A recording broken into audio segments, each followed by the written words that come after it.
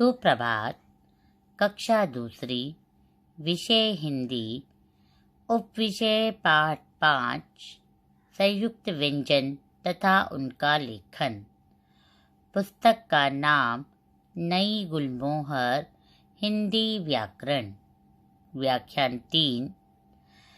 इसमें हम एक बार दोहराएंगे संयुक्त व्यंजन तथा उनके लेखन के बारे में।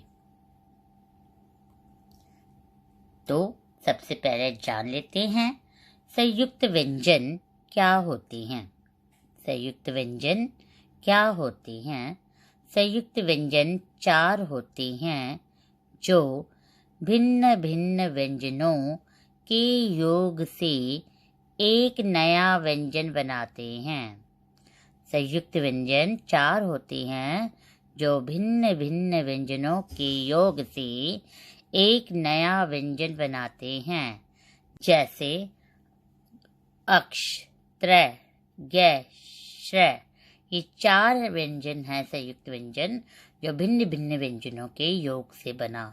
जिसे हमने जाना भी था कि अक्ष बना था अदा क जमा अदा क्ष जमा अ से, और त्र बना था अदा त जमा अदा र जमा अ से, और ज्ञ बना था अदा च जमा या जमा अ से, और श्रा बना था अदा श जमा र जमा अ से। और संयुक्ताक्षर में एक व्यंजन स्वर रहित होता है तथा दूसरा स्वर सहित होता है। लेकिन जब हम इन्हें शब्द में पढ़ते हैं तो ये संयुक्ताक्षर भी संयुक्त व्यंजन बन जाते हैं।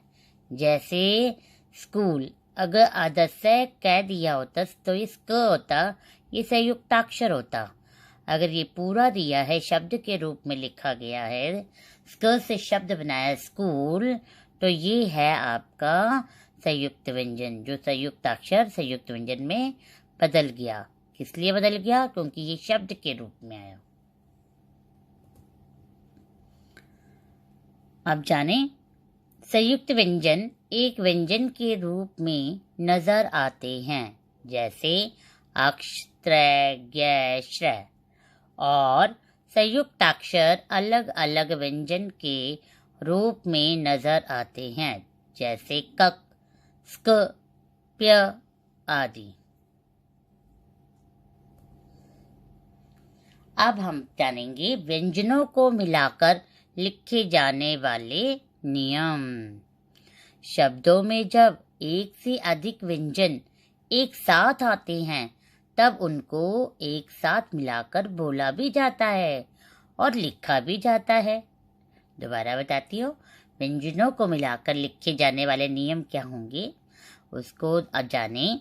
शब्दों में जब एक से अधिक व्यंजन एक साथ आते हैं तब उनको एक साथ मिलाकर बोला भी जाता है और लिखा भी जाता है।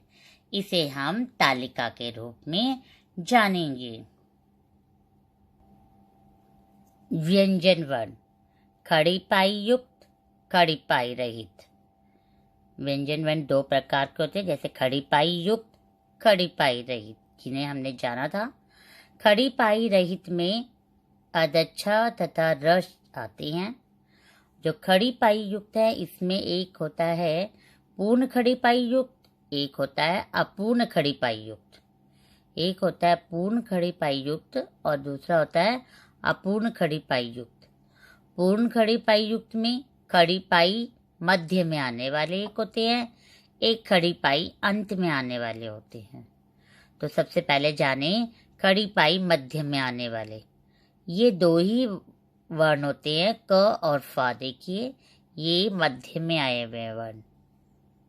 खड़ी पाई कहाँ पे है? मध्य में है।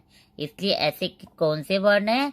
क और फा, ये 2 ही ऐसे वर्ण हैं जहाँ खड़ी पाई मध्य में आते हैं। इन व्यंजनों के मध्य में खड़ी पाई आती है। और खड़ी पाई अंत में आने वाले कौन से हैं? ख, ग, घ, च, ज, झ, ऐसे कई है।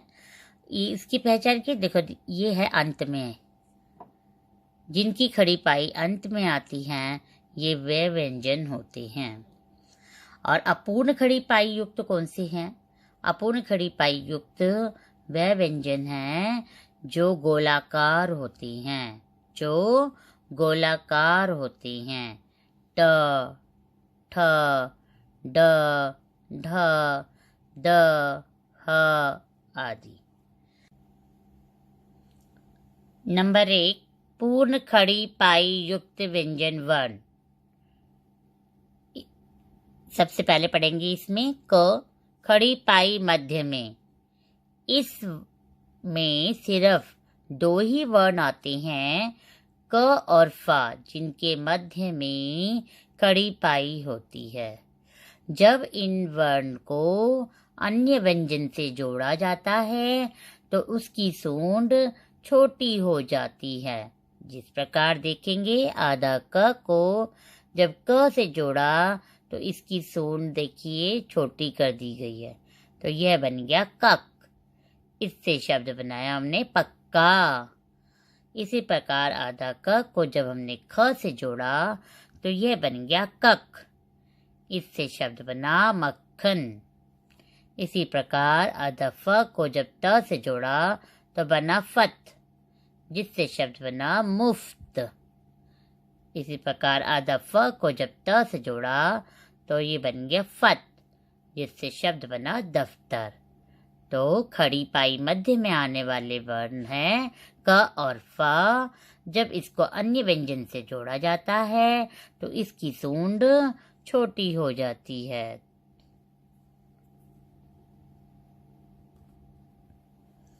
अब हम ख, खड़ी पाई अंत में आने वाले। देखिए, खड़ी पाई अंत में आने वाले ये होते हैं। तो ये वर्ण होते हैं ख, ग, घ, च, ज, झ। इस प्रकार अन्य और भी होते हैं। जब इसको हम अन्य व्यंजन से जोड़ते हैं तो खड़ी पाई को हटा दिया जाता है। तो खड़ी पाई को हटा दिया जाता है। जैसे अदख को जब हमने य से जोड़ा तो हमने ये खड़ी पाई हटा दी और इसे अन्य व्यंजन के नजदीक या इसे मिलाकर लिख दिया जाता है। तो देखिए, जब ख को य से जोड़ा हमने इसका खड़ी पाई जो थी इसे हटा दी है, तो ये बन गया खय। इससे शब्द बना ख्याति। इसी प्रकार अदच को च से जोड़ा तो क्या बना चच, जिससे शब्द बना बच्चा।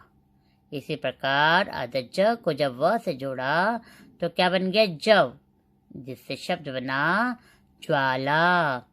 इसी प्रकार अदन को न से जोड़ा तो क्या बना नन, जिससे शब्द बना गन्ना। खड़ी पाई अंत में आने वाले वर्ण ख, ग, घ, च, ज, झ, म आदि। जब इसको अन्य व्यंजन से जोड़ा जाता है, अर्थात अन्य वर्ण से जोड़ा जाता है, तो इसकी खड़ी पाई को हटा दिया जाता है। देखिए, खड़ी पाई हट गई है यहाँ पे। अब हम जानेंगे नंबर 2, अपूर्ण खड़ी पाई युक्त व्यंजन वर्ण। अपूर्ण खड़ी पाई युक्त व्यंजन वर्ण ये होते हैं गोलाकार व्यंजन, जो ट, ठ, ड, ढ, द, ह। जब इन वर्ण को किसी अन्य व्यंजन से जोड़ा जाता है तो क्या होता है? तो इसमें हलंत का प्रयोग होता है। जैसे अदट को ट से जोड़ा तो ये बना टट और ये बन गया मिट्टी। इसी प्रकार अदड को जब ढ से जोड़ा तो ये बना डड, जिससे शब्द बना बुढ़ा। अदट को ठ से जोड़ा तो क्या बना टट, जिससे बना गट्ठर। अदग को द से जोड़ा तो क्या बना दद, जिससे शब्द बना गद्दा। तो आपने जाना, जब अपूर्ण खड़ी पाई युक्त को अन्य व्यंजन के साथ जोड़ा जाता है तो इन व्यंजनों के नीचे हल चिन्ह लगा दिया जाता है, क्योंकि इसे छोटा नहीं कर सकते, इसका कोई सूंड नहीं होता, इसमें ना तो खड़ी पाई होती है, इसलिए इसके नीचे हल चिन्ह का प्रयोग कर देते हैं।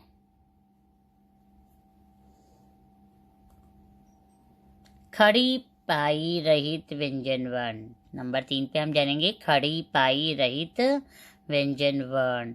ये दो होते हैं छ तथा र। छ से कोई शब्द नहीं बना, तो र के जो हैं उसके नियम को जानते हैं। र व्यंजन के संयुक्त रूप। हिंदी में र व्यंजन ध्वनि के लिए 3 वर्ण हैं। अब जाने र व्यंजन के संयुक्त रूप। हिंदी में र व्यंजन ध्वनि के लिए 3 वर्ण हैं। एक तो अदर और एक रेफ वाला र और एक पदेन वाला र। अब इन तीनों में क्या अंतर है इसके बारे में जानेंगे। नंबर 1 पे जब आधा र को स्वर से जोड़ा जाता है तो क्या होगा जाने। जब र व्यंजन किसी स्वर के साथ मिलाकर बोला जाता है तब उसे हमेशा पहले वर्ण अर्थात आधा र से ही लिखा जाता है। जैसे रात है तो र में स्वर मिला आ, तो आधा र में आ का स्वर का जोड़ हुआ तो ये बना रा। तो ये बन गया रात। इसी प्रकार र में ओ जोड़ा तो बना रो, ट में ई जोड़ा तो क्या बन गया रोटी। तो र जब स्वर के साथ जोड़ा जाता है तो वह पहले क्या होगा हमेशा वो वर्ण के अर्थात र से ही लिखा जाता है। तो जाना रात, रोटी, इस प्रकार के शब्द हैं। तो ध्यान रखिए इसकी पहचान होती है किसी स्वर के साथ मिलाकर ही उसे बोला जाता है। जब उसमें स्वर का मिलाव होता है तो वह र के रूप में प्रयोग किया जाता है। नंबर 2 पे है जब र व्यंजन में जुड़ता है।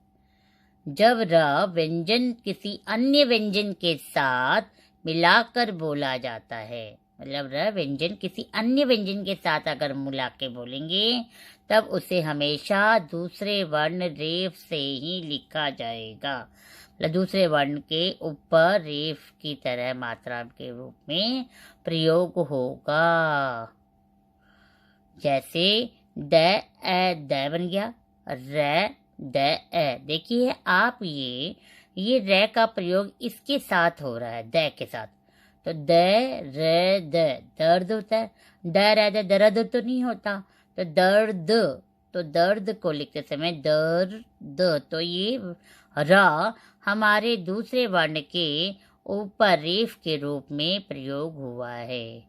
रेफ की मात्रा कैसी होती है ऊपर की साइड में होती है। इसी प्रकार श अ बना श र म अ, तो ये र जाके म में मिलेगा। तो शर्म, देखिए श और ये म के ऊपर चला गया तो ये क्या शब्द बना शर्म। नंबर 3 व्यंजन जमा र। यदि कोई अन्य व्यंजन र से मिल रहा है तो उसे तीसरे वर्ण पदेन से लिखा जाता है। समझिए आपने पहले देखो जो र पहले आया था और वह जाके रह दूसरे वर्ण के ऊपर रेफ के रूप में प्रयोग हुआ। यहाँ पर क्या है, यहाँ पर र व्यंजन के बाद प्रयोग है। तो जब इसको इसके साथ जोड़ेंगे तो ये पदेन के रूप में प्रयोग होगा। तो ये भी खड़ी पाई वाले व्यंजन वर्ण में जब र का प्रयोग होता है, खड़ी पाई वाले व्यंजन वर्ण, खड़ी पाई वाले जैसे बताया था क को जब हम र से जोड़ेंगे तो ये बना क्र।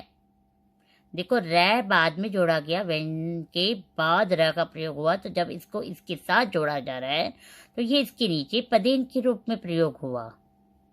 तो क जमा र बना क्र से शब्द बना क्रम। इसी प्रकार पै को जब र से जोड़ा गया तो बना प्र, जिससे शब्द बना प्रश्न। गोलाकार व्यंजन वर्ण।